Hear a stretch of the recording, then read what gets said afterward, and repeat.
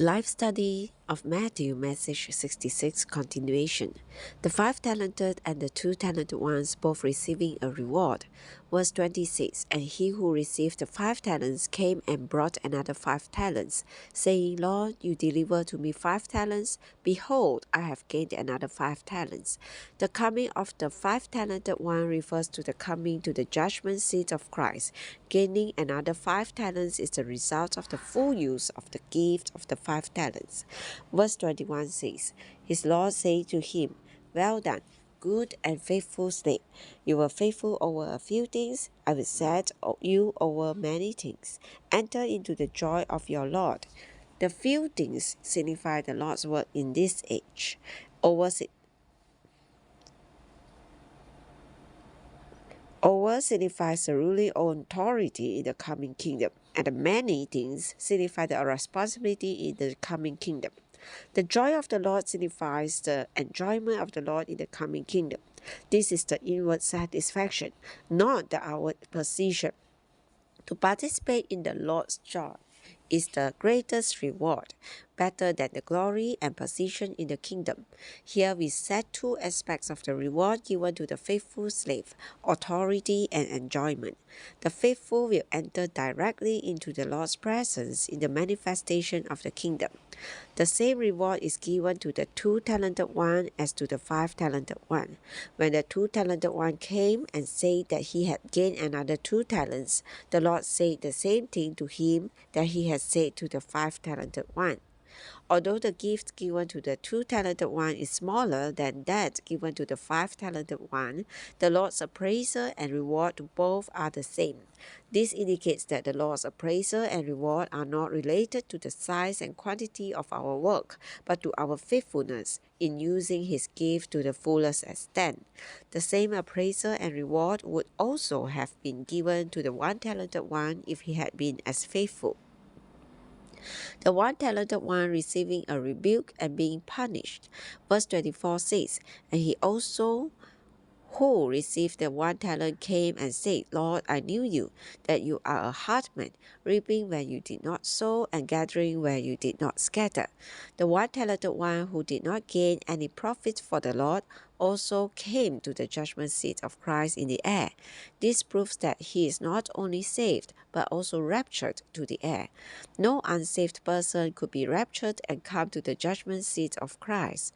The 1 talented one said that the Lord was a hard man, reaping where he did not sow and gathering where he did not scatter. Apparently, the Lord is hard in his strictness, demanding that we use his gift to the fullest extent for his absolute work. It seems that the Lord's work always begins from zero.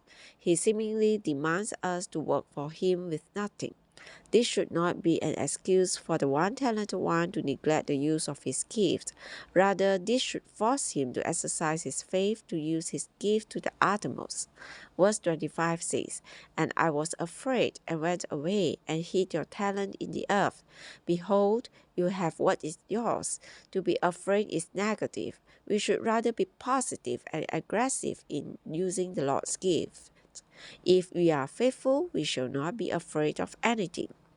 The 1 talented slave went away and hid the talent in the earth. In doing this, he was too passive.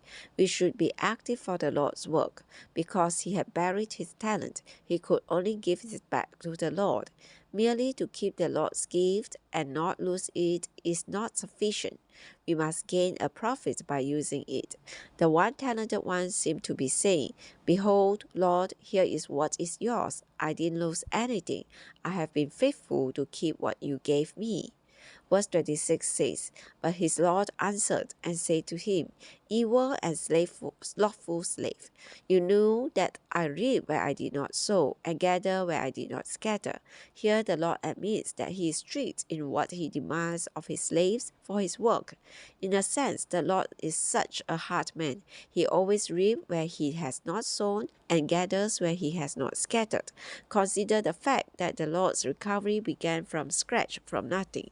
In a sense, the slave's word about the Lord's gathering where he has not scattered and reaping where he has not sown is true. But in another sense, it is not true. We should not say that the Lord has not scattered, for he has given each of us at least one talent. His giving the talent to us is the sowing and the scattering. Now the Lord sends us to gather where he has not scattered and to reap where he has not sown. None of us can say that the Lord has given us nothing. At least we have one talent. This talent is the seed for sowing and the possessions for scattering. Therefore, we need to reap where the Lord has not sown and gather where he has not scattered. What the Lord has given you contains the producing element. Wherever you go with your talent, it will be productive. This productiveness, however, depends upon your practice, your exercise of the talent. If you use the talent, it will produce, but if you hide it, it will not produce anything.